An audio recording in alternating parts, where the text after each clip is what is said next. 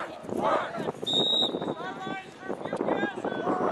did it feel last Friday night to start your senior season off with a big victory against Ventura team? How would you kind of describe that feeling? It was a great feeling, man. It was a hard-fought win. I mean, we could have played better. We made a lot of mistakes, but you know, with this new coaching staff and everyone doubting us, and it was just great to come out with a hard-fought battle on top. Do you have any goals for this team? You know, any expectations as far as Pac-7 League Championship goes, making the playoffs?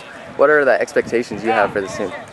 I want to go undefeated in league. I mean, I haven't won league yet in my 3 years on varsity, and I want to get in there and go undefeated and win league. You think that's possible? I think that's very possible. I mean, we have the amount of seniors and the amount of talent on this team. I don't see why we couldn't. This team's good. Final question: DeAndre Thomas had a pretty big breakout game last week. How good is that guy?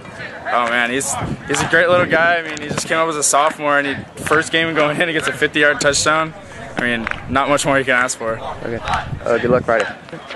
You guys play at Cabrillo Friday night. How do you feel about that matchup?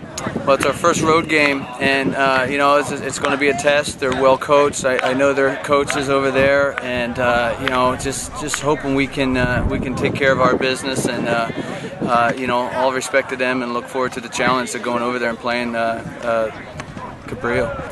I think anytime you have a big turnover like this, a big change, I think there's a lot of question marks, and I think we tried to answer some of those questions on Friday night, and you know, we're going to come after you, and we're just going to play the best we can and do our job, and hopefully get better every week, and take it 1 week at a time, and just try to have a good hard work ethic, and see what the results are.